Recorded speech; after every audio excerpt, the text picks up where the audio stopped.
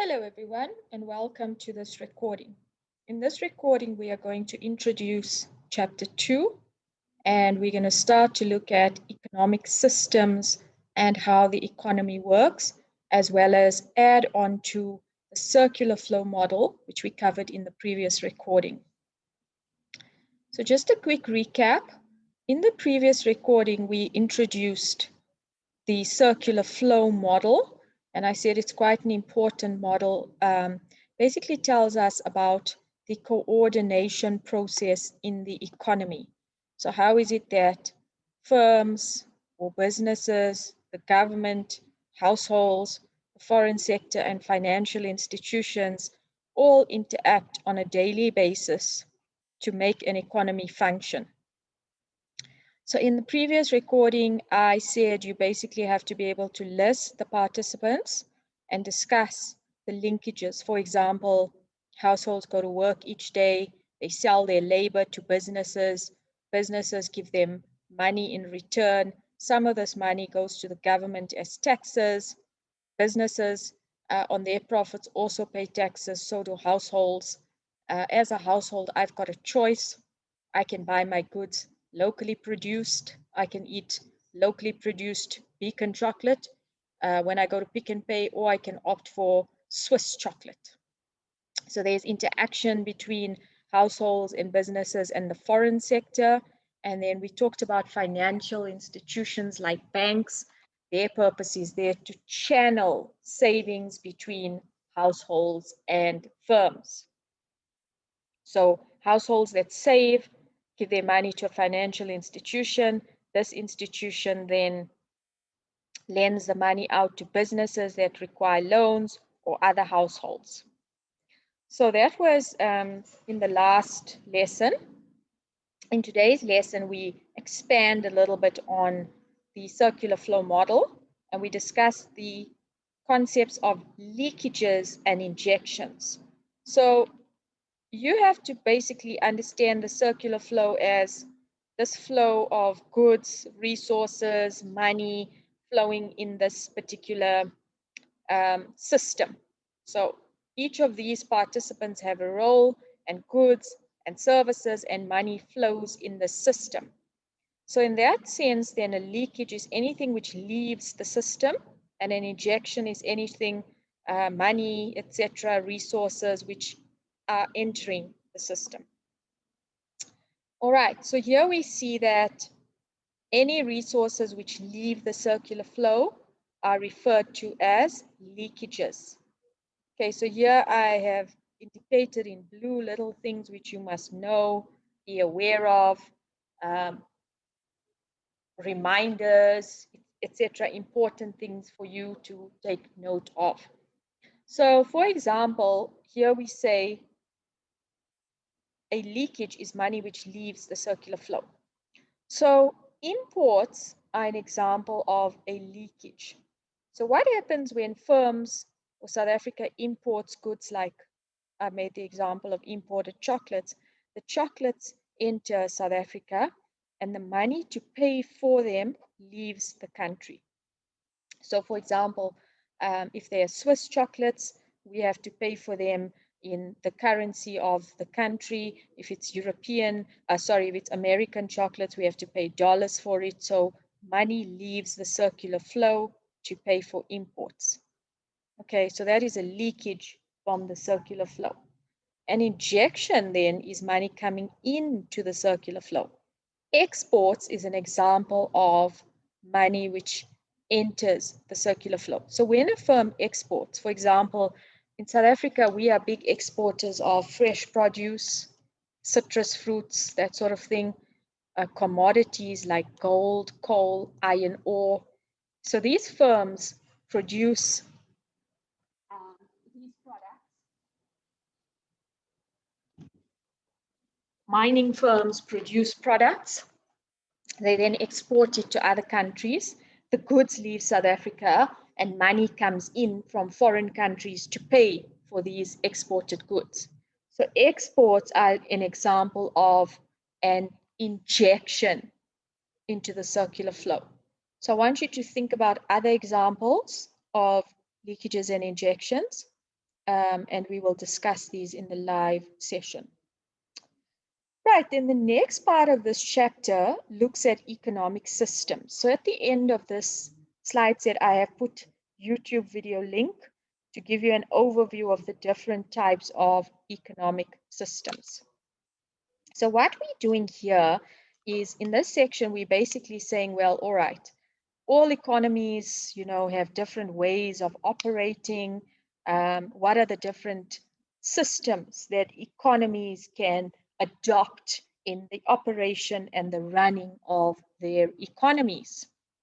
So here we talk about a traditional economic system. So this was basically, it's not very common today to find a purely traditional economic system. There's one example, they call the Inuit tribe of Canada. And basically a traditional economic system is one which is a system based on barter or exchange. There's basically subsistence farming. So you farm for your own needs, what you're going to eat. You don't actually go to work. It's not a very technologically developed system. You basically, if your father was a blacksmith or a shoemaker or a farmer, you basically follow in that. You basically live off what you produce in terms of subsistence farming, and you trade with other people for what you need.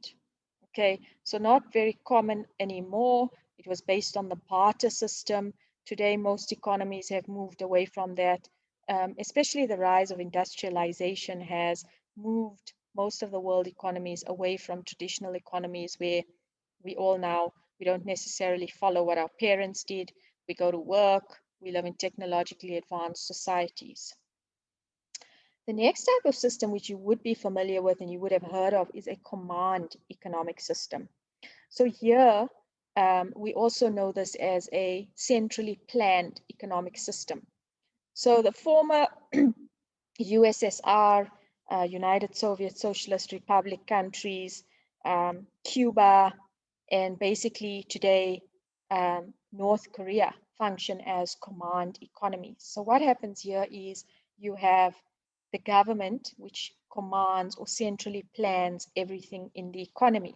So basically, when you finish school, the government will tell you, well, we have a need for people to work in agriculture. So that's where you'll end up. So the government controls the allocation of resources. Okay, so I want you to do a little bit of reading on North Korea and how they operate as a command economy and how this is different from South Korea, which basically talks to having kind of a free market economy. Okay, so free market economy is one where there is no government involvement, unlike in command. There is no government intervention. The market system is allowed to decide what happens, what goods get produced, at what prices these goods get sold at. People choose their careers then based on what careers are well paid, what interests them, etc.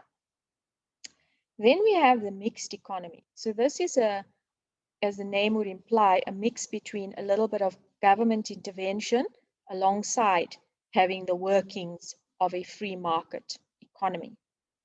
So in South Africa, we have a mixed economic system. Many of you will have listened to the budget speech of 24th of February. So every year the government details how they're going to manage the finances of the country, how they're going to help poor people in terms of social grant relief. So there we have government intervention to help, the needy, those in need of assistance alongside a free market economy. So in a command economic system, you generally have no private firms. Everything is owned by the government. In a free market, private firms are encouraged. There is, private ownership of land, of firms, of businesses. But alongside that, in the mixed economy, you have the market system, but you also have government intervention. Okay, so as part of this section, it's a very theoretical section. I want you to make sure that you can explain each of the economic systems, as well as mention advantages and disadvantages of each. So this may come up as an essay question. It may come up in the multiple choice section in the closed book exam, which we will have in June, where you will have to be able to identify advantages and disadvantages, or else write an essay and, you know, showcase a particular country which follows typically the command free market or mixed economy. So it's very hard to find a pure example of a country that's 100% free market. Most countries will have some sort of government intervention, making them then mixed economic systems. Okay, so here are some videos that you can watch that will, you know, give you an audio-visual perspective on the theory and on my explanation. Okay, so what have we covered in this recording? We have introduced chapter 2, and we kicked off with expanding on the circular flow model, and we discussed the concept of leakages and injections. What you need to then do is be able to provide examples and define leakages and injections to the circular flow. The next part then talks about the types of economic systems.